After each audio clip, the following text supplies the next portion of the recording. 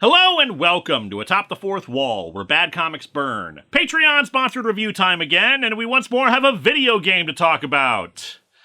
And like with Metal Gear Solid, one that everyone else but me has played because I'm not a gamer. Undertale came out in 2015 and quickly became one of the most beloved indie titles of all time, to the point where it got referenced in Super Smash Bros. Ultimate, and its developer, Toby Fox, got to work on music for both Smash Bros. Ultimate and various Pokemon games. Inspired by a bunch of RPGs, Undertale distinguishes itself, at least in its marketing, by being an RPG that you do not have to kill the monsters you fight to advance. Oh sure, technically in Pokemon you're not killing your opponents either, but this advances to the point where you don't have to actually defeat them in battle. Thus, your choices affect what happens in the game and what ending you get. Even in, say, the Silent Hill games where the amount of monsters you killed affects the ending, usually there are some caveats. Bosses you have to kill, or a grace amount of monsters it's okay to do so, but in Undertale, nope, you cannot kill anyone to get the true ending. Undertale has three endings: neutral, genocide, where you kill everything, and the true ending, the pacifist ending. Mind you, the name is a bit misleading. Yeah, you can still fight them, you just don't actually kill them. By that logic, Wayne from Letterkenny is a pacifist because he's never killed anyone, even though he will happily throw down and punch you. Maybe if you'd ever been in a real fight, you might not be so keen for another. As it happens though, true pacifist is the route the patron has requested. Technically, it is not possible to get true pacifist on a first playthrough, but we'll get to that later. As is the case with other pieces of popular media that I am getting to for the first time, I apologize if my jokes and riffs are 10 years too late and overdone. Like I said, this is my first time actually doing this, and pop culture osmosis only allows me to absorb so much. I will be using a guide to help speed things along, but most of the time it was only to make sure I got the proper ending and I didn't have to start over. So let's dig into Undertale and see if it lives up to the hype. Welcome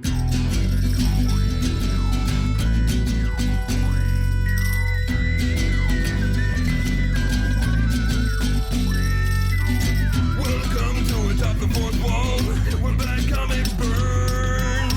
Linkara's gonna teach you all a lesson you won't learn. What's with these awkward subjects? What's all this art so rubbish? To anyone who's had a bad comic published, it could be your turn. Linkara, he's a man who punches sporadically a grouch. Linkara, he has his own spaceship, but he's always on his couch. Linkara, ghosts, gods, a universe in flux. Linkara, this comic sucks. Linkara.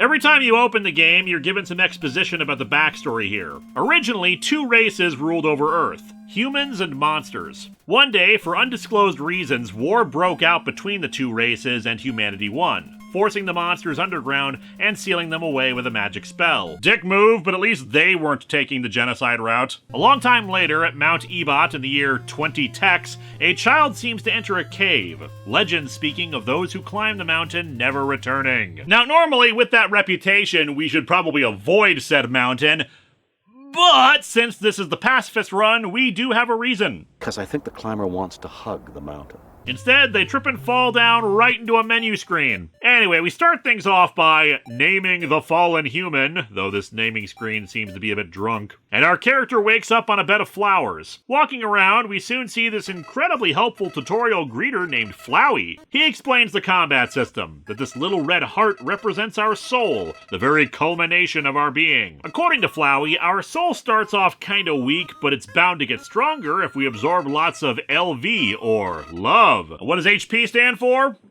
Hewlett-Packard. Our character's a big printer fan. He encourages us to collect some love through these little white pellets. However, my soul gets distracted and decides to walk over to a wall. He tries again, and my HP gets reduced to 1. I guess HP actually stands for Ha! Pain! Yeah, Flowey reveals he ain't here to be helpful. According to him, in this world, it's kill or be killed. Why would anyone pass up an opportunity like this? Big talk for somebody stuck in dirt.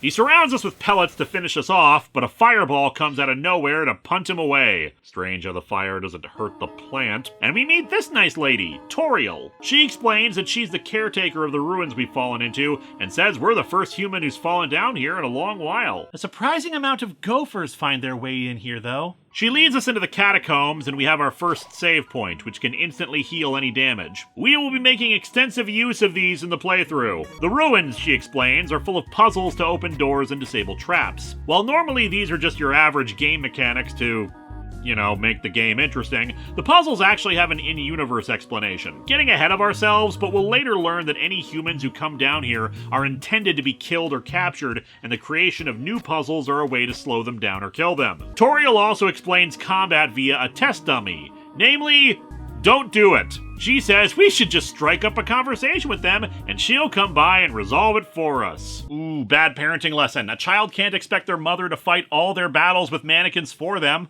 If you're wondering why I'm wandering around for a minute in this footage, it's because Toriel said there was a puzzle in this room and wanted to know if I could solve it. Not realizing that she actually meant that the puzzle was farther ahead in the room, some spikes, and the first room was actually just there to show the safe path through them.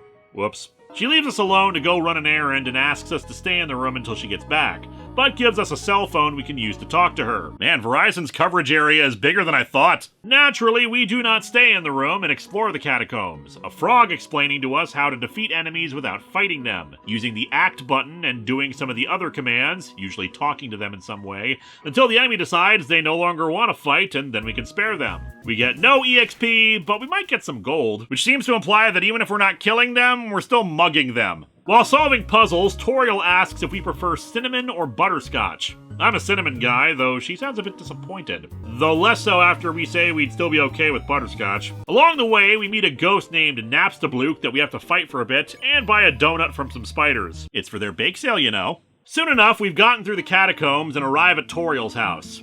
She's worried that we might have gotten hurt, but we're fine. She reveals she wanted to surprise us, having made a butterscotch cinnamon pie for us. She shows us to a room, even ruffling our hair a bit while she goes to handle the pie. The room is already made up for a child, and we take a nap, Toriel leaving us some pie on the floor for when we wake up. Aw, I really appreciate that, Mom. I mean, Toriel. But do you want ants? Because that's how you get ants. We'll hold on to this pie for later. Look at these cool toys. They don't interest you at all. Unlike Wave 2 of the Atop the Fourth Wall action figures, which everybody is interested in. Down the hallway, we discover a mirror. It's you! Get him! We find Toriel reading in front of a fireplace, wanting to share what she's reading with us, wanting to be our teacher, wanting to take care of us because we're gonna live here forever, make more pies for us. Oh, wait. When we mention that we'd like to leave the underground and go home, she rushes out the room and down into the basement. We follow her. Well, actually, I take a nap first, sleep off that pie, and she reveals that the exit from the ruins is down this hallway, and she intends to collapse it. She explains that if we leave, a guy named Asgore is going to kill us, and she wants to protect us from that. When we insist, she tells us we need to prove we're capable of defending ourselves, and thus she initiates combat, launching fireballs at our soul. Mom, I'm pretty sure Child Protective Services frowns on this sort of thing! And this is where we really have a genuine combat experience. All the monsters we encountered in the catacombs were pushovers, pretty easy to avoid their attacks and do the actions necessary to spare them and move on. So I'm just gonna get this out of the way now. I love this game. I became so invested in the story and the characters, and really loved the pacifist route and the emotions it stirred in me. But if not for the fact that I had to do this as a Patreon-sponsored review, I might have quit the game a lot earlier, because I do not like the combat system.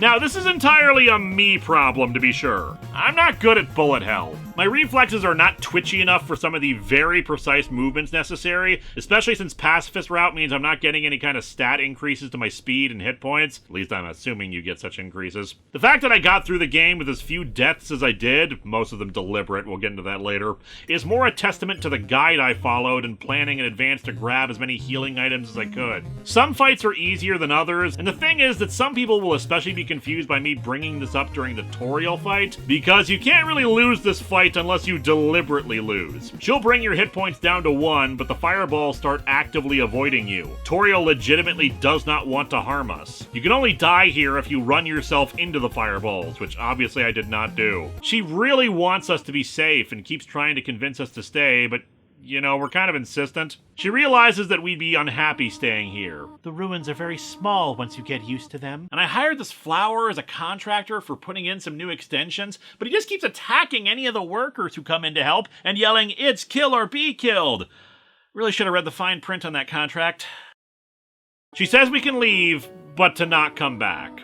She gives us a hug, too. Okay, but Toriel, you realize that my odds of dying decrease significantly if I've got, like, a house to live in, right? And indeed, the door locks behind us when we leave. And it really is amazing how good a job this game does of me feeling stuff for someone I've only known for an hour and feeling like I'm being a jerk even though I'm just trying to go home. On our way out, we run into Flowey again. He insists that we may have been able to spare people's lives this time, but what are we gonna do if we run into a relentless killer? I don't know, dude. Maybe he'll sick you on them and you'll annoy them to death. He thinks we'll get sick of dying over and over and eventually let him take control of this world. I am the prince of this world's future! Wow, even in your fantasies, you're only a prince and not the king? Real cool imagination you got there, Dick DeLion. Don't worry, my little monarch. My plan isn't regicide. Spoilers, his plan for this run is, in fact, regicide. This is much more interesting. You know what's more interesting? Your name sounds like it was meant for a laxative.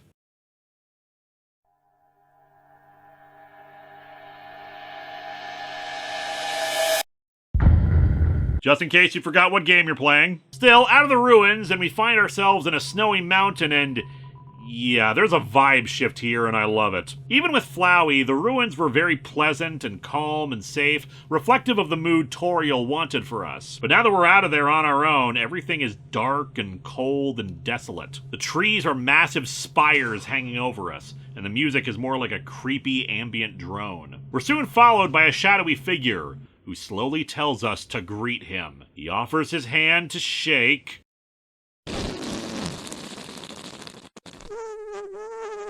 Not since the Babadook has a piece of media had a more oppressive, horrifying atmosphere. So the skeleton of Fozzie Bear here is Sans, whom you might remember from every single time Undertale gets mentioned anywhere. He's kind of become the mascot of the game, and it's easy to see why the more you talk to him, plus the fight with him in the genocide route. He's incredibly charismatic, loves bad puns and jokes, and frequently breaks the fourth wall for his comedy shtick. He's like Deadpool, but without the stabbing. And the creme de la creme about him...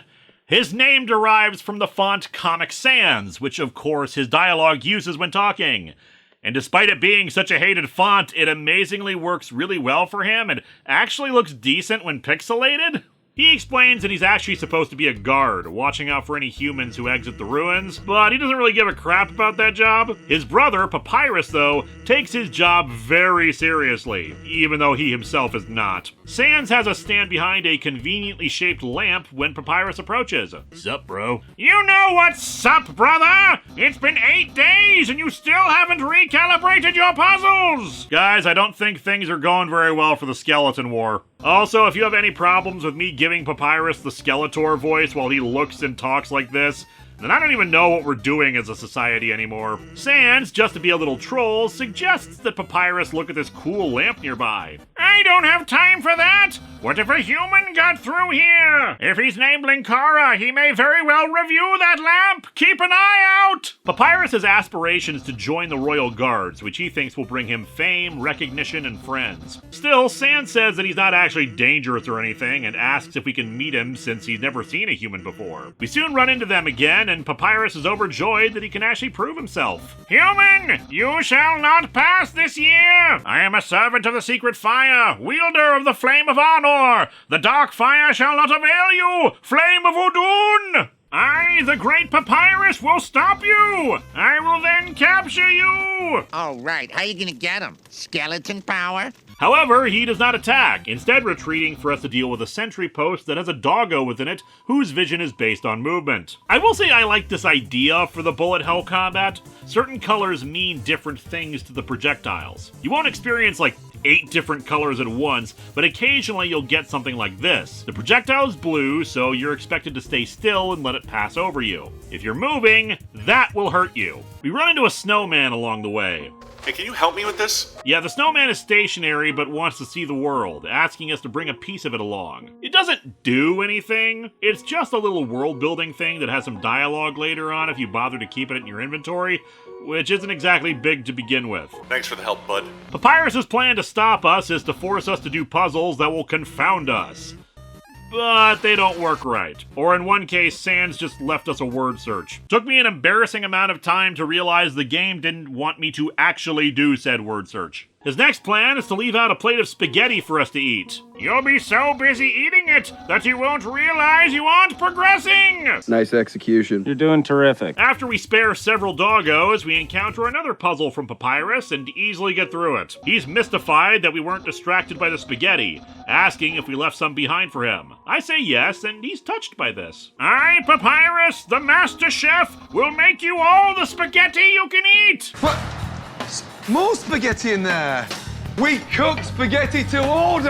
Yes, chef. A few more encounters with Papyrus later, and a more complicated but solvable ice puzzle. We give lots of pets to a big dog, which barks at me to death. First death of the run, actually, and it was a dog in a suit of armor that got me. Given a similar dog sprite as Toby Fox's avatar in the game, that seems strangely appropriate. After sparing the dog, and revealing the suit of armor is some kind of mech suit the dog operates, we reach the town of Snowdin. We learn from here several things. First, mechanics-wise, if we stay at the inn, it boosts our health a little past the full limit until we take damage. Helpful for the Pacifist run. Secondly, that despite regular RPG mechanics in most games, you cannot sell items to stores, only buy them. There is only one store in the entire game that will buy things off of you, but we'll get to that later. So I buy a manly bandana.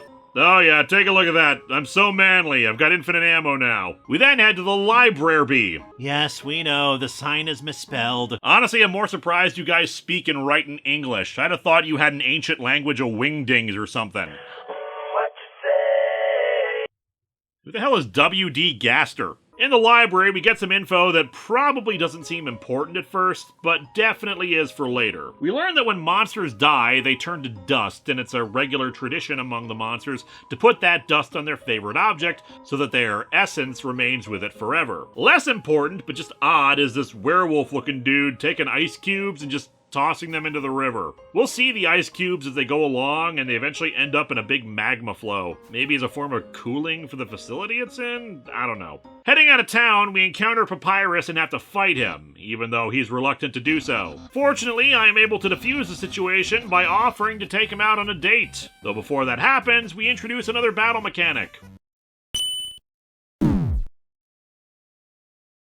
You're blue now! Dabba-dee, dabba-die. We're friends now, and he explains that after we reach the capital city, we can step through the barrier only if we have a powerful soul. He's confident that we do, though he warns us that Asgore, the king, because he wants powerful souls to remove the barrier entirely. Asgore is apparently a big softy at heart, so Papyrus thinks he'll just let us leave if we ask. We go on that date, which mostly involves hanging out at his and Sans' house and checking out his cool stuff. I wonder what skeletons would have in their fridge. Ribs!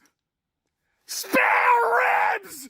A classic image! It always reminds me of what's important in life. To crush your enemies, see them driven before you, and hear the lamentations of the women. Inside his room, yes, action figures! A great reference for theoretical battle scenarios! Don't I know it? The internet! I'm quite popular there! Nebula's going to ask me to join them any day now! The end result of the date, though, is Papyrus realizing that he's just not interested in me romantically. He thinks we are desperately in love with him, though. And he has to let us down easy. I'll keep being your cool friend!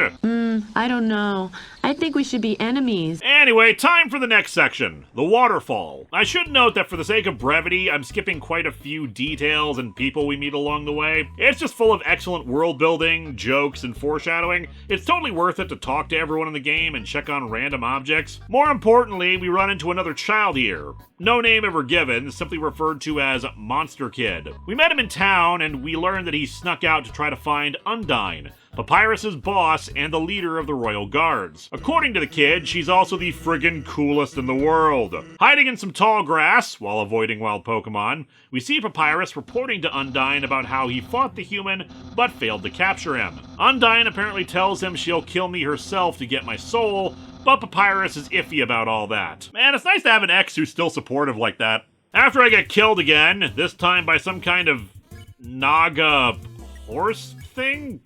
Aaron. I get killed by Aaron. I proceed towards some docks, which have some conveniently hanging exposition about humans versus monsters. A human soul is strong. It would take nearly all monster souls to equal one human's. The soul is so strong that it can persist even after the body is dead, allowing a monster to take it, though the idea of a monster wielding the power of a human soul is considered pretty horrifying to the exposition boxes. Undyne begins chasing us, forcing us to evade some spears she's throwing until we lose her in the tall grass. Once more encountering Monster Kid, who doesn't seem to realize that Undyne is trying to murder me. Our exploration of the next waterfall area brings us to a map with phosphorescent water. It makes for a very pretty environment, though the music in this part feels both mysterious and heavy, like any moment now we're about to discover something horrible. But no, instead we meet a very friendly but lonely octopus named Onion-san. They explain that their friends have all left to stay in the aquarium in the city, but they can't go because it's full. There's not really anything you can do with Onion-san, but they mention how much they want the barrier to drop so they can enjoy living in the ocean. It's another bit of world building, a reminder that a lot of these creatures' lives could be vastly improved if you could actually leave,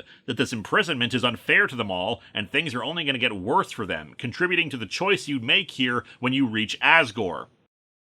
A more complex puzzle awaits us next. An unnecessary one, but useful for us. It's like a Silent Hill or Resident Evil puzzle. You have to play some piano notes to match some music in another room to open a hidden door and get a treasure. Unfortunately, when I try to grab the artifact, it's revealed that Toby Fox himself is hidden in our inventory and we have to kick him out. Only he takes the artifact with him, leaving only dog residue in our empty inventory slots. Ew, residue from what part of the dog? Believe it or not, the dog residue is a much better treasure for us. We lead Monster Kid through a cave area full of dripping water as he continues to be, well, a kid. Still, he helps us climb a cliff face so we can continue along a bridge to be attacked by Undyne again. But we're cornered by her. She cuts the bridge in half, but instead of falling to our death, we land on another bed of flowers. In a garbage dump. After fighting a ghost that's possessing another combat dummy, we're saved by Napstablook, who lives nearby. After the difficult day we've had, I chill in his place for a bit and just vibe. It's very relaxing and helps us recover from the whole garbage dump thing. We find a store inside the cave.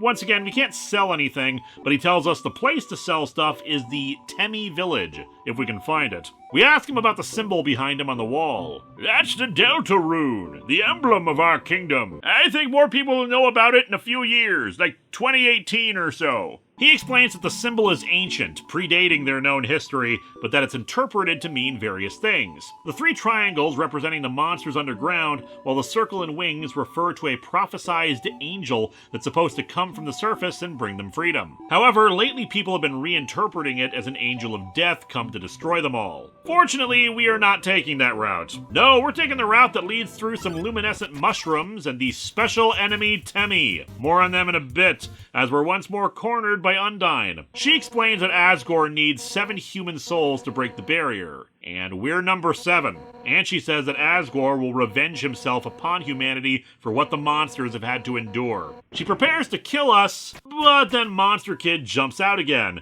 thinking it's so cool that we get to be there to see Undyne fighting. Undyne drags them away when they get confused about who it is she's fighting. Say what you will about the lady trying to kill me, at least she's trying to protect this kid's innocence. We soon start crossing another bridge when Monster Kid finds us again. They say that Undyne told them that I'm a human and they need to stay away from me.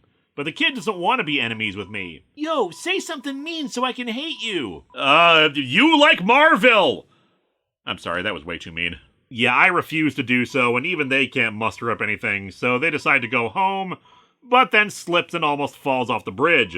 Despite Undyne approaching, I run and help them back up. As such, they stand up to Undyne, telling her she'll have to go through them to get to me. After Undyne retreats, the kid finally heads home, and Undyne confronts me at the entrance to a cave. She takes off her helmet, revealing herself to be a fish lady, and that I'm standing in the way of the monster's hopes and dreams by not just letting myself get murdered. The Undyne fight is a little unique in that sparing her just does not work like with the other fights. Once the option appears, you have to flee and keep running away while she comes to reinitiate combat. Our running brings us to the next area, the Hotlands, and being a fish lady, the volcanic heat combined with the heavy suit of armor causes her to collapse. Fortunately, someone has installed this convenient water cooler nearby that we can use to splash some water on her to save her. Yeah, it's rather weird how the underground has so much human invention and technology within it, and sometimes placed in the weirdest, most unexpected spots.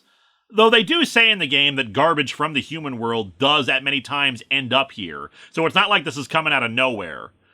Mind you, some of that includes anime and manga, so who the hell is throwing all that out? In any case, despite having reached a new area, we're actually going to backtrack a bit thanks to a small fast travel system, because I guess Charon got himself fired from his job on the River Styx and had to pick up work here. During the chase with Undyne, Papyrus had called up with a plan to get the three of us to hang out together, so we head back to the Waterfall area and to Undyne's house. Papyrus wants her and me to become friends, and he has a foolproof plan. Bring me along uninvited to his private training session with her, then flee to force us together. You magnificent bastard, I read your book! Whoopsie doopsie, I just remembered! I have to go to the bathroom! Seems like an awkward way to go in or out of the bathroom, but I'm not here to judge your culture.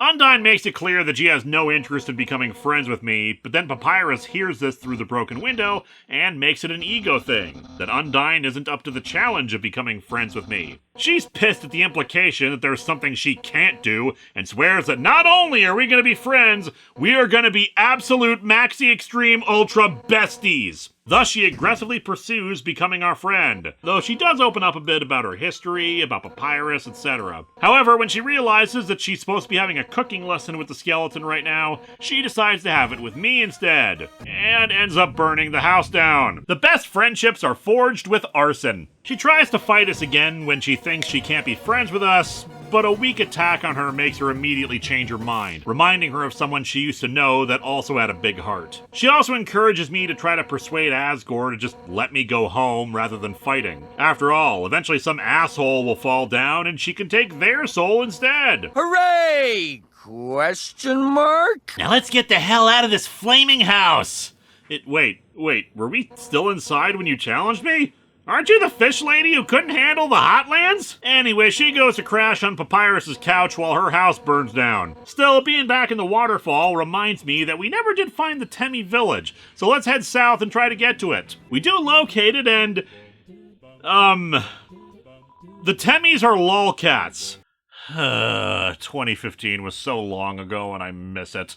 Anyway, important thing here is the shop, where I can finally sell all the weapons and less useful armor I'm using. The shop owner, Temmie, is trying to raise money to go to college. Needs 1,000 gold for it. Why does that matter to us? Well, because when she gets back from college, she'll bring with her the best armor in the game, highest defense value, and it heals you every other turn. So, how do we get 1,000 gold? Well, grinding isn't exactly a thing. Yes, you do have random encounters, but there are actually only so many of them per area, as far as I can tell. This is especially relevant to the genocide route, since you're supposed to clear out so many monsters that when you have a random encounter, nothing actually shows up, because they're all dead. But for me, I've been sparing them, and it's been very rare that I ever encounter more. It seems to be generally the same idea as killing them, just, not actually killing them. Nobody's attacking me. So what do we do about the gold, especially since I need to keep buying healing items? Well, that's where our treasure comes in. The dog residue. See, shockingly, a bunch of cats are very interested in the residue of dogs, so you can keep infinitely spawning more dog residue in your backpack and selling it. The downside of this strategy is that it is, in itself, a form of grinding. See, they'll buy the dog residue, but only for between 1 to 5 gold pieces, it seems. And not only do you need 1,000 gold to send Temmie to college, the armor isn't free either, itself costing 8,000 gold. Fortunately, we have a solution there too. The price of the armor will go down if you've died enough times. And some of you are scratching your heads because didn't I just say that we can't grind on monsters? Well, that's technically true of areas we've already been to. Thus, once I cleared the next area, a laboratory we'll be talking about in a minute, there's a path we can take and I keep getting attacked by a monster. I deliberately die and just keep going like 15 to 20 times, and I'm able to get the armor down to 1,400 gold. A bit of a grind, sure, but not as bad as 8,000. And there is something that just feels thematically appropriate about it, that we will lose again and again and again, but ultimately we win through. Also feels strangely empowering and familiar to me for some reason. Probably nothing. So yeah, I didn't record all that part because I really didn't want to sit on 2 to 3 hours of footage of me dying or refilling my inventory with dog residue. Just be aware that I got it, and let's move on to the next area, which is a big TV monitor observing us. And thus we're introduced to Dr. Alphys, a dinosaur lady who serves as the royal scientist. She's a massive anime and manga fan, and also a fan of ours, as she's been watching us the whole time and wants to help us on our quest. Only trouble is, there's something she's created that's standing in our way. Metaton, an entertainment robot that she upgraded with anti-human combat features. Bang up job helping us so far, Alphys. She wanted to remove those features after she decided to help us, but instead she accidentally made him thirsty for blood. Metaton bursts through a wall and, yes man, the hell are you doing here? Go back to New Vegas and wait for my instructions. Anyway, Metaton starts things off by forcing us to participate in a quiz show. If we get the answers wrong, we get shocked. Fortunately, Alphys is feeding us the answers, save for one, who she has a crush on. I knew from pop culture osmosis that it was Undyne, though I would have guessed me given her observations. One thing I really like about Metaton, though, is his speaking style. Obviously, the game doesn't have voice actors, but they do have sound effects and a general style of how their text displays. And in Metaton's case, they go for screechy old printer noises and the words coming out fully formed one at a time, almost as if it was speaking in a stilted robot voice. It's a nice touch. Anyway, with the quiz show over, Alphys upgrades my phone so that it can do text messaging, and I proceed with the die a bunch and then get the armor cheaper plan. Honestly surprised given how much some of the game breaks the fourth wall so much concerning resets and whatnot, especially on the genocide route, that it doesn't seem to be altering the dialogue or anything to reflect having died a whole bunch. After I retrieve the armor, I go through a series of puzzles, conveyor belts, and more monsters until arriving at the next Metaton segment. A cooking show. Cooking with a killer robot. I'm gonna help bake a cake. But the final ingredient is a human soul, so Metaton gets ready to attack me with a chainsaw. Alphys interrupts, stammering out that they should use a substitute because a human soul isn't vegan. Your logic is correct. Yeah, this logic works for Metaton, just as long as I do a little mini-game to fly up and retrieve a can of human soul substitute? Wait, we just have a can of that? Why the hell aren't we bringing that with us? We can use that to break the barrier! Oh yeah, and apparently Alphys upgraded our phone to give us a jetpack. It has limited fuel, which is why we can't use it to fly the rest of the way to Asgore's castle, but still. Oh, we actually didn't need to get the substitution anyway, because as this is a cooking show, the cake was done already in advance. Was there another human ahead of us whose soul you grabbed? As we walk, we spot our destination in the distance. The Core, a giant geothermal plant that provides magical electricity to the underground. Inside is an elevator that will take us to the capital city, New Home, and thus to King Asgore and the barrier. After some more puzzles, fights, and helping two knights figure out they're really into each other, we reach Metaton's next section, where we have to quickly go around and disarm some bombs hidden in everyday objects with Dr. Alphys' help. She says that ever since she started working with us, she's been growing more confident. Yet some of her reactions have been odd. Like even she didn't know how she defused a larger bomb or just stammering through explanations. But enough about that for a minute. Remember that spider donut from earlier? Well, it's time for it to finally be relevant. We find a spider lady selling more spider donuts, but her prices are way too expensive. We enter a dark area full of tiny spiders and spider webs, eventually getting trapped in them until the spider lady from before traps us, pissed that we didn't buy any of the donuts. This is Muffet, and according to the guide I was following, she can be a pretty tough boss fight. Unless you bought the spider donut earlier and eat it right in front of her,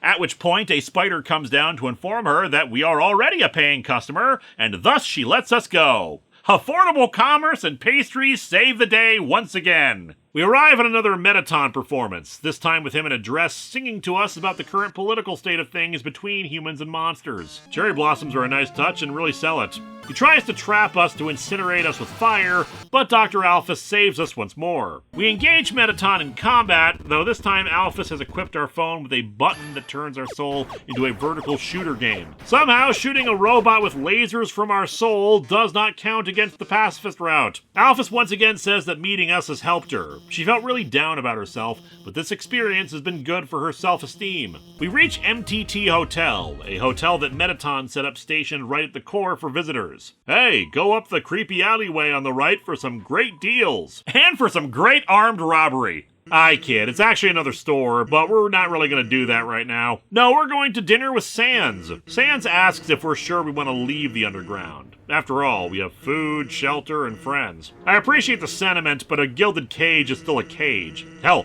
the monsters want to leave the underground as well, and I want to help make that happen too. Just, you know, not at the cost of my soul. I'm kind of still using it. We also learn that Sans has been quasi-pen pals with Toriel. They don't know who the other is, but they talk through the doorway at the ruins, exchanging puns and jokes. We actually hinted at this earlier. If you go to Toriel's room and try to read her diary, it's full of puns that she's trying out. But it seems she also told Sans about us, that if a human ever walked through the door, that she'd like Sans to watch out for us. And make sure to repeatedly use a whoopee cushion on him. I think he needs some humbling. Haven't I done a great job protecting you? I mean, look at yourself. You haven't died a single time. Hey, what's that look supposed to mean? Sans, I'm wearing the friggin' armor. Do you think I saved up my nickels and dimes to be able to afford it? Hey, where you going? God damn it, he's stiffing me with the check!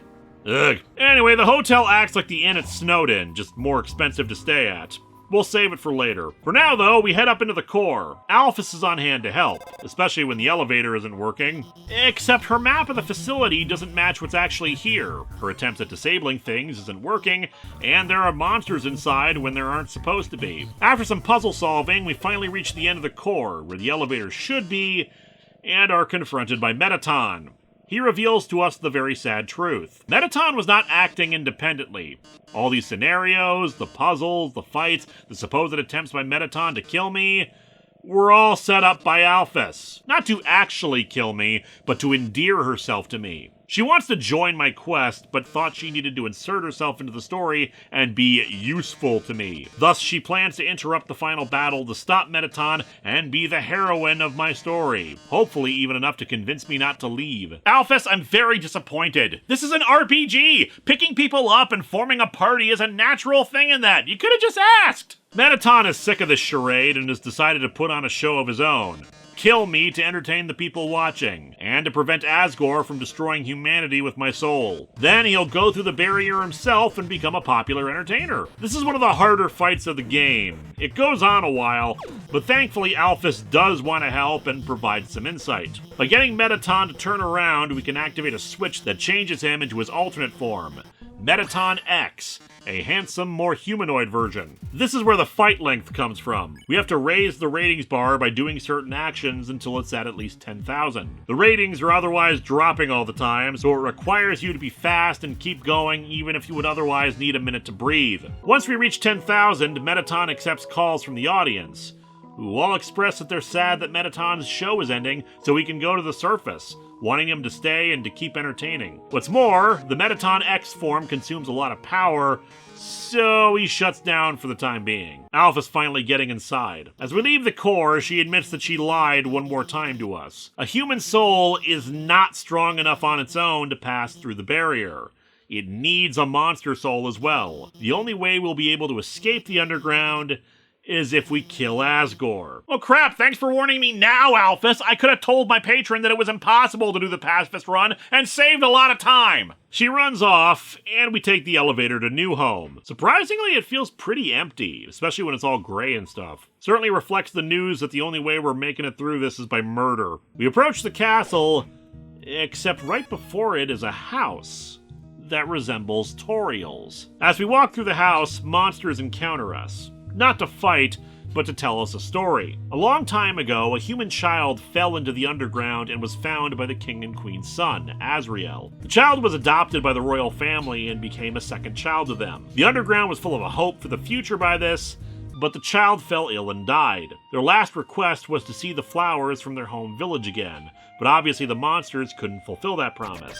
Azrael, filled with grief over his sibling's death, absorbed the human soul into his own. He gained incredible power and was able to pass through the barrier, taking the child's body with him. He took the body to the nearby village so he could be in the flowers he had wanted to see again, but the human villagers who spotted Azrael assumed that a monster had killed the child and attacked him. Azrael had the power to destroy them all, but for some reason didn't use it, instead returning to the underground. He was mortally wounded and collapsed in the garden outside the castle, disintegrating into dust. The kingdom fell into despair, King Asgore deciding at that point that this meant war. Humanity had taken too much from them. Thus any human who fell into the underground would be killed and their soul harvested so they could finally bring down the barrier. And all the monsters are telling you this to rejoice. Their long exile is going to end soon, and they'll be free. Despite everything, it's still you. It is. It is still us. Sans asks a question in the genocide route before you fight him. Do you think even the worst person can change? Being alive, interacting with other people, changes you. We're influenced by the actions and words of others, for better and for worse. This journey through the underground has forced us to interact with these monsters, these people, and in the Pacifist run, show them mercy, show them compassion, help them, support them, refuse to fight back, see the best and worst in them. We have seen ego, silliness, rage, concern, love, fear, acceptance, rudeness, hope, regret, and every encounter with these emotions has shaped us into who we are, and the choices we have to make. All of life is full of choices. The ones we make determine the kind of person we are, the fundamental being of our soul. Despite everything you've experienced, everything you've endured, everything that has come to try to reshape you, it's still you, and now it's time to bare our soul and show to everyone just who you are. Although first up for our demonstration of self is a pun-wielding skeleton who apparently has the power to judge us. Sans exposits that EXP, it doesn't stand for experience points, it's execution points. How much pain have we inflicted along the way through killing? Flowey at the beginning said that LV was short for love. Oh, but that was just another acronym. It stands for level of violence. Not sure where the E comes in then. Seems kind of weird to include, like, the E at the end of violence, if that's the case. It's a way of measuring someone's capacity to hurt. The more you kill, the easier it gets to do so. And naturally, as we are going for pacifists, we haven't acquired any. We're not completely innocent, but we've inflicted no violence. I mean, aside from when our soul became a space shooter, but who hasn't done that before? But yeah, now our soul really has to be put to the test. Do we let Asgore kill us to free monsters from their unjust prison so they can take their revenge on humanity? Or do we kill Asgore, go home, and keep the monsters confined? Well, we'll get back to that choice in a bit. For now, Sans says that we have determination, and if we stay true to who we are, we'll do the right thing. I just want to tell you both good luck. We're all counting on you. He lets us go and we proceed to the throne room. Though first we take a detour down to find 7 coffins. No doubt the other 6 humans were killed before us, plus an empty coffin with the name Linkara written on it. Well, time to meet the big goat in charge, Asgore himself. And yeah, he's a big softy, taking care of some flowers before he recognizes us as the human. Dude, you're lucky none of the monsters have hay fever, man, because it cannot be good to have, like, your official state business be done in a room like this. We both know why we're here, and we head into the next room. We see the barrier, and he gives us one final chance to turn back and do any unfinished business before this starts. We've made it this far. I gird myself for this moment, tense my muscles, take a deep breath, and... Run away! Run away! Run away!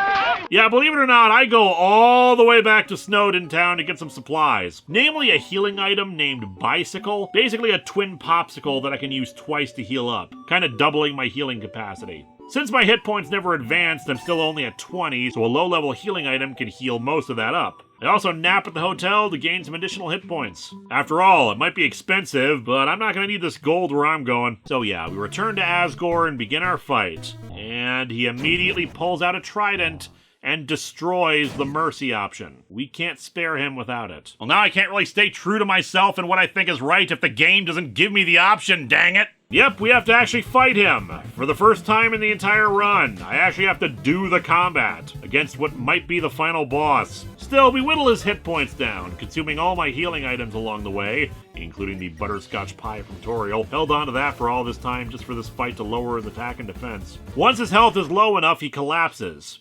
He says that after his son died, in his rage, he made his declaration of war, and while the rest of the underground were filled with hope and cheered, his wife was disgusted and left. And after all this time, Asgore knows that war and death and destruction isn't what he wants either. He just wants to see his wife and son again. He tells us to kill him, take his soul, and finally leave this place. We're given the choice of fight or mercy, and we grant him that mercy. After everything I've done to hurt you, you would rather stay down here and suffer than live happily on the surface? Listen, Asgore, of course I'm gonna spare you, man! Yeah, I disapprove of what you've done, the lives lost, but I'm not gonna kill you just to get my ass home. Look, we'll figure out another solution, another way out. Hey, you guys have a river and stuff, right?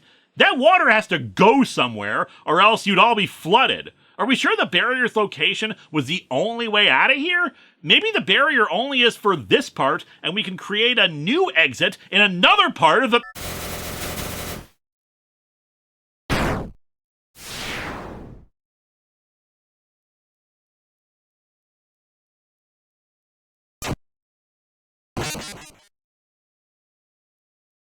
You botanical bastard! It might be a bit late to start the genocide path, but I guess better late than never! Ugh, I'm gonna get blamed for this, aren't I? Yep, Flowey is here, reminding us that it's kill or be killed, and absorbs the other 6 human souls. From there, oh, crap, the game crashed. Ugh, gotta do the whole fight over again. Fine, let's restart the game wait, that's not how the intro cutscene what? Oh.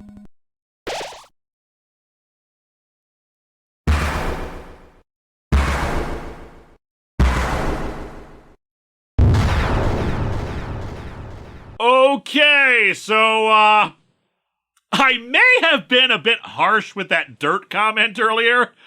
He says that it feels great to finally have a soul inside him again, we'll explain later, and that he intends to kill us and take the 7th soul so he can become a god. And he knows about our save file, and we ain't going back to it. But that's okay, because he's gonna save over it with our death that we can experience again and again and again, and yeah, final boss time. Jesus Christ! Say hello to Omega Flowey, the final boss of the neutral route. Unsurprisingly, I died the first time I tried this because it is the most hellish of bullet hell bits, rivaled only by the Sans fight in the genocide run. Honest to God, I have no idea how the hell I survived it on the second attempt. I almost feel like the game was taking pity on me and actually keeping me with a sliver of health. And really, good on the game's meta aspect of it continually closing the game when we die, making it really feel like Flowey is in control of everything. Fortunately, we don't have to sit through the entire cutscene again when we try once more. Eventually, the other souls are summoned by Flowey to kill us, but we're able to call on them to fight back, replenishing our health to continue the battle. With the 6 souls backing us up, we're able to deal enough damage to Omega Flowey to bring him down for like 5 seconds. Then he loads another save and starts killing us over and over. And yet, we survive. Flowey, I've come to bargain! The other souls attack Flowey and drain him of his power, reverting him back to his flower form. And we are given the choice: kill him or mercy. So the guide I was following said that we could kill Flowey here without it affecting the pacifist ending. So naturally, and I do it again, and again, I show mercy just as many times as Flowey killed me. He says that killing him is the only way to end this. He threatens that he'll return and kill everyone we love. And yet, mercy. Always. And Flowey can't understand why we're doing this. Because I reject your thesis, Flowey. It's kill or be killed. No, it isn't. To kill you would be to surrender to your twisted view of the world. We went through this entire game without killing anyone. To kill you now would be to reject the very spirit of the pacifist ending, even if it doesn't actually affect it. Because yes, Sans, I believe even the worst person can change. Do I think they likely will? Probably not. And maybe my morality will fail me someday. I'll make the decision to kill. But that is not today. Today, you were defeated. Your plan was defeated. Your entire philosophy was defeated.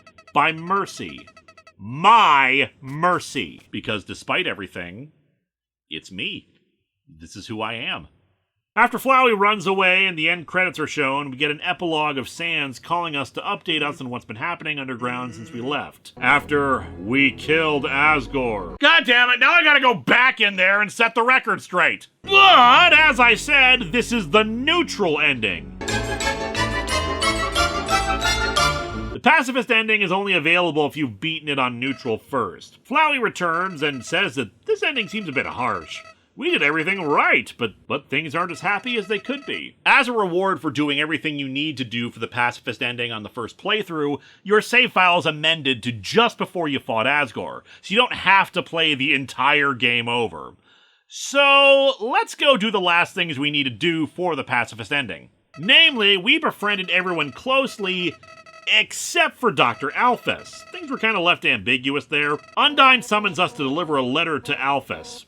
A love letter! Only problem is that Alphys misinterprets the letter and thinks it's coming from us. And since we're a silent protagonist, we can't clarify that point to her. So instead, she takes us out on a date to the garbage dump. However, that quickly changes around when it's made very obvious that actually she is into Undyne, and we have to go through a whole silly routine until she finally confesses her feelings to Undyne, and it seems like things are going okay for them. Still though, Alphys says that there is something she still needs to take care of. We go to her lab and find a letter from her, explaining that she needs to solve her problems to become a better person. She doesn't want our help, but this is an RPG, so we follow her down to the basement lab. And hoo boy, there's a lot here. It's nicely spooky and horror-filled, but since this review has gone on this long already, I'll try to summarize. Murdering 7 humans to break the barrier was not their first plan. They actually had some other ideas to try to escape, and, well, Dr. Alphys, you're a big manga fan, right?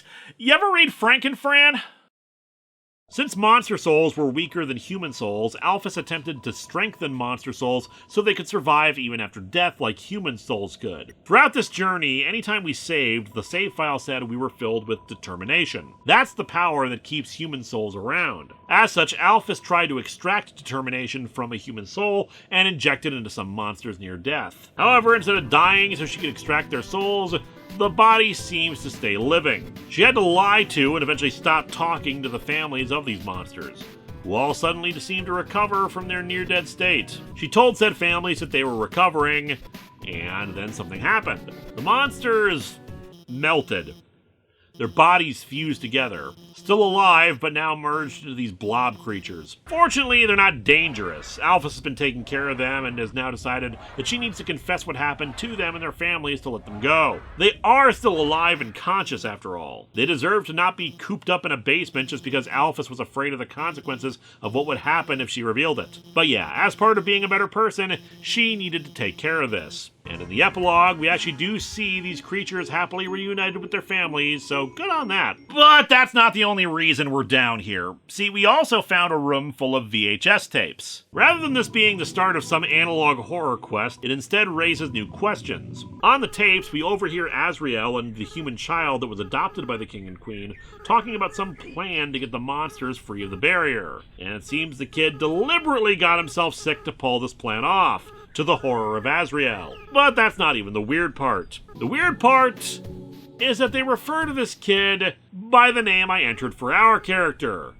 They're saying Linkara. And thus now it is time for the pacifist ending, the true ending of Undertale, and the true final boss. We head back to Asgore to finally have our battle, and then Toriel shows up to stop it before it can even start. She's been worrying about us ever since we left, and she's decided that it's wrong to sacrifice someone simply to let someone leave. It's revealed that Toriel is in fact the former queen of the monsters, and while she's still pissed at Asgore for what he's done, she thinks even he deserves mercy, and I agree. Mind you, she also points out what a coward he is. If Asgore truly believed in his goal of killing all the humans, he could have taken a single soul and passed through the barrier, grabbed the humans they needed, and just do it. Instead, he decided to passively wait for humans to come so he might not ever have to do this. I mean, I'm not in favor of that plan either, but it goes to show that nobody actually wants to do this, so let's not! Toriel's not the only one to come interrupt the fight. Undyne, Dr. Alphys, Papyrus, and Sans all arrived to try to keep us all from fighting. The journey really was the friends we made along the way, some of whom are already friends whether they know it or not. Like Sans and Toriel discovering that they're the ones who exchanged puns with each other. And hey, for Undyne and Dr. Alphys, Metaton speaks for the audience. Just already! But yeah, we'll stay here and be fine. Hey, wait a second. How did Papyrus and everybody know that I had reached Asgore? Let's just say, a tiny flower helped me!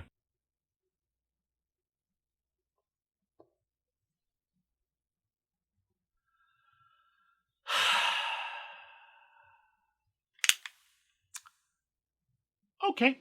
Flowey's vines grab everyone, revealing that he's already taken the human souls and become empowered by them. He's now going to take all of my friends' souls and says that this is all my fault, that I made them love me. Flowey, it's not my fault I'm so awesome. After Flowey goes meta for a second about this being a game, he swears that if we defeat him in battle, he'll totally open the barrier and let everyone go and all that jazz.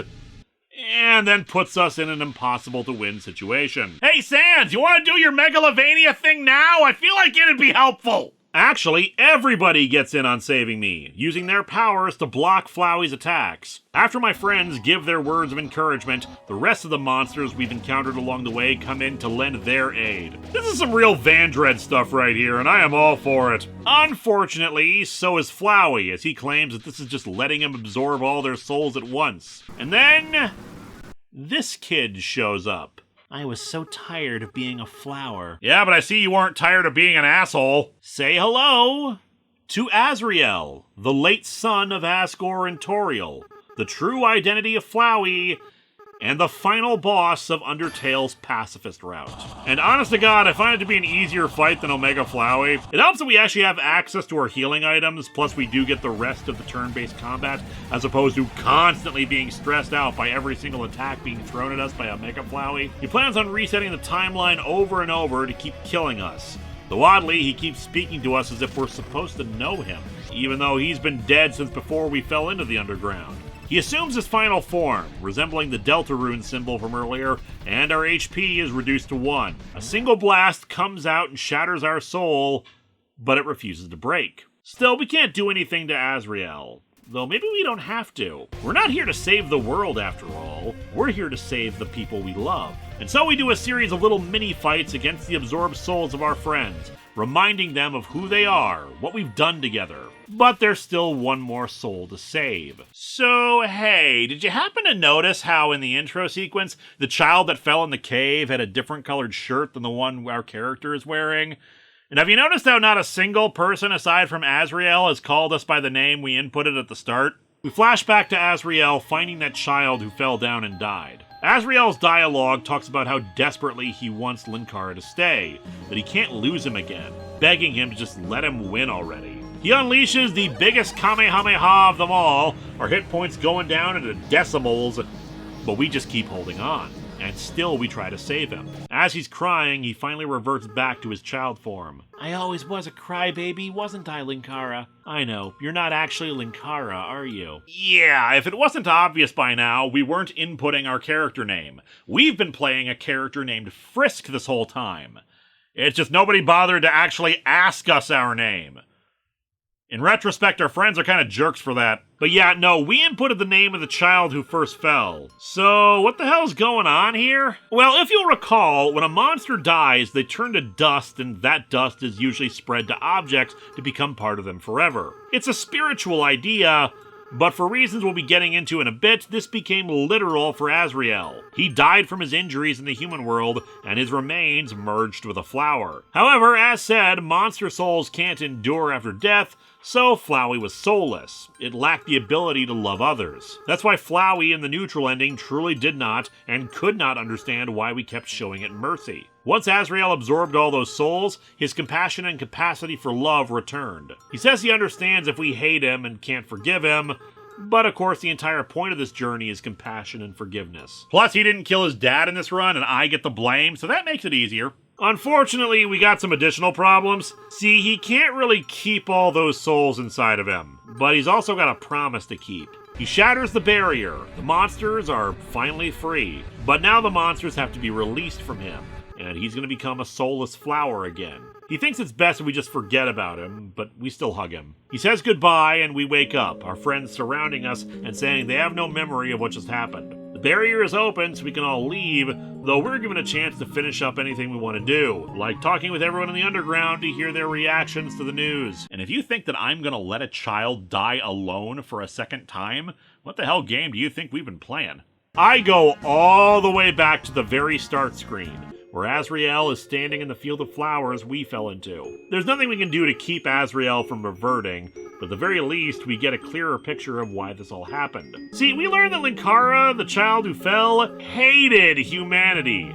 Thought we all sucked and concocted a little scheme to take his anger out on us. Welcome to Undertale, aka Turns Out I'm the Asshole. He deliberately poisoned himself and had Azrael take his body back to the village, not to be buried there, but because his human soul would merge with Azrael and they'd unleash their combined power to kill everybody there. However, Azrael, not being a jerk, held back to prevent that, leading to him returning to the underground and dying. We also learned in our examination of Dr. Alphys' lab that she'd been experimenting on a flower. So all that power Azrael had combined with the flower experiment and, well, you get Flowey, the soulless monster who wanted to torment everybody again and again. As we wait for the inevitable, Azrael asks us some more questions.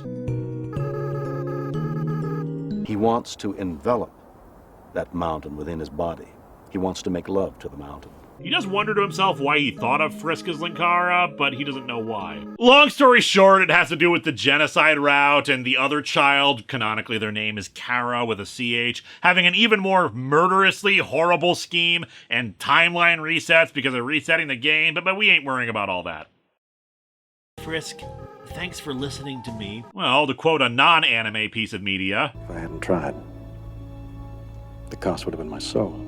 he says it's okay for us to leave now. He wants us to remember him as he is now, not as the flower. And of course, we need to be careful in the outside world. There are a lot of Flowies out there, and not everything can be resolved by just being nice. Doesn't hurt to try, though. We take the long walk back. And I guess everyone that has been hanging out for however many hours that was watching anime on Dr. Alphys' phone. It's called hentai, and it's art. And so Undertale ends with all of us departing the underground. Frisk is asked to be the ambassador to humanity for the monsters. Toriel asks us if we'd like to live with her now, and I'm down for that. Does Frisk even have human parents? And over the credits, we see monsters having integrated with human society. And our final shot is of Toriel leaving a piece of pie for us as we're sleeping. See, now if Optimus Prime had felt the need to die for the sake of accidentally killing the characters in this game, I'd understand that issue of the Marvel Transformers better. Hey everybody, the critically acclaimed and celebrated video game is just as good as everyone says it is. A shocking hot take, to be sure. I mean, what do you expect me to say? This was a genuinely heartfelt experience for me. I was locked in and invested by the end. This is a game that was truly rewarding for being an interactive experience. Not because of the alternate routes, but rather how great a job it does in making the player's actions feel like they mattered. That all the times we didn't resort to violence, every time we helped the monsters with something as simple as buying a donut or giving helping advice to a romance, or seeing the twinkling innocence in a kid so excited to see someone they look up to and think is cool. It made you want to see things through. Whenever they had anxieties or setbacks, you hated to see it happening and you wanted them to have a happy ending. Hell, if you reload the game after this ending, Flowey will show up and be like, Hey, are you sure you want to play the game again? Because, you know, they all had a happy ending and playing the game over will reset that, right? And yeah, I'm never gonna play it again for that reason. Yes, I know, they're not real. They are pixels on a screen, and their responses are programmed. The space-time continuum is not being altered whenever you hit new game. But within the context of the universe, the story, that's what's happening. And I don't want to disrupt that. I love the characters' interactions with each other, their personalities, how they can make you care about someone so quickly, how a stupid pun can be truly amusing, and that despite all the tragedy in the story, ultimately things work out in the end. My complaints about this are so minimal. Like, I'm not fond of some of the art of the monsters, and I don't know, like, maybe the fast travel system could have had some expansion beyond just the 3 areas, because backtracking can take a bit, but it's not really that huge a deal, and hey, taking the long walk back at the end allows you to really talk with the people you met along the way and see how they feel. Again, things mattered in the end. And I suppose some of the forgiveness offered feels a little pat. Like, we're giving Dr. Alphys a lot of grace given some of the crap she's done. But this game made me think about morality, mercy, personal growth, forgiveness, and the need to move past recriminations in order to make a better future. You don't have to agree with some of that morality, but hot damn did it make me determined. Undertale is beloved for a reason, and I'm glad I played it. Next time, though, we're going to take another episode off from catching up on Patreon-sponsored reviews, since this one ended up being so long. Last year, I did another multi-day stream to try to raise money to pay off some debts, and there were some milestones that we achieved. And first up in those milestones, it's time for Batman number 66, aka the Boner comic.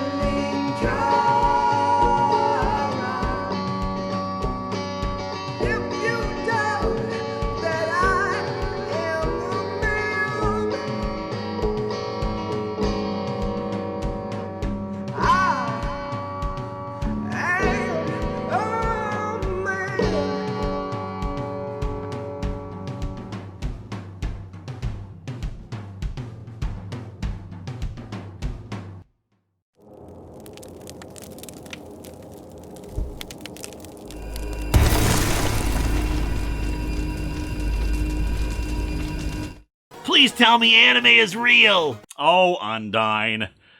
Yes, Uma Musume is real. At first, I thought it was a side effect of the new power generator, but then when I switched the power back over to Comicron 1, it remained. Yeah, I'm detecting it too. If my readings are correct, then there is something out of phase with our reality in this room. The anion field is just slightly off what it should be. How have we not detected this before? Dimensional incursions we've had before usually displace a lot more than just anions. It's big and detectable since dimensional travel requires that kind of power. Much like how we can shift into the pocket universe as we're doing now, whatever is out of phase with us is doing it just subtly enough that it doesn't register unless we're looking for it. I wouldn't have found it if I weren't looking for potential side effects of the new power generator. With any luck, we can shift the pocket universe's settings to that of the object and see what we're dealing with. Okay, let's do this. Engaging the phase discriminator. Shifting the pocket universe by 0.02%.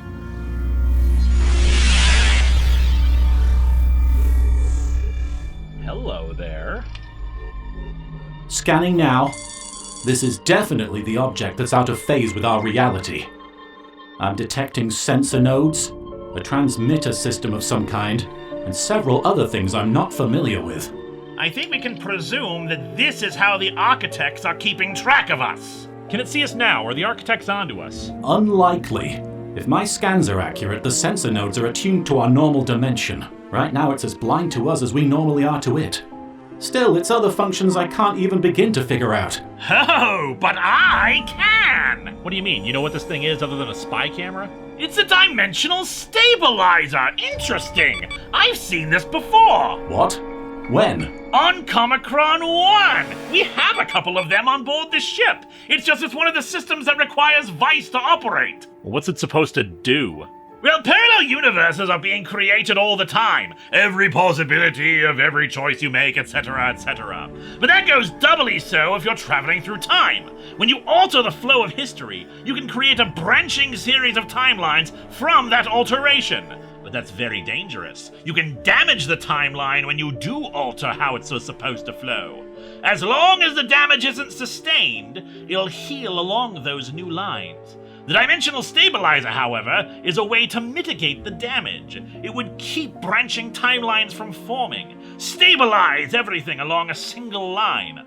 On board Comicron 1, the thing prevents a bunch of alternate reality vices from running around and interfering with his conquests, or having realities where they're undone. There probably are still other vices running around, but definitely not as many as there are thanks to this thing. And beings who alter a single timeline would want to keep other timelines from forming. Especially if, say, a version of me found out about them. Exactly! Without the stabilizer, while the architects could change the timeline, a version of you who knew about them would branch off and become a potential threat. This keeps that from happening. What would happen if this thing were damaged or destroyed? Hard to say. Maybe nothing. Maybe other realities start spilling into ours because we've been separated from the proverbial river for so long, like a dam bursting. Either way, until we figure out a way to safely shut this thing off, I wouldn't recommend doing anything to it. Could you two access this at least? Maybe find some info about the architects? We can certainly try.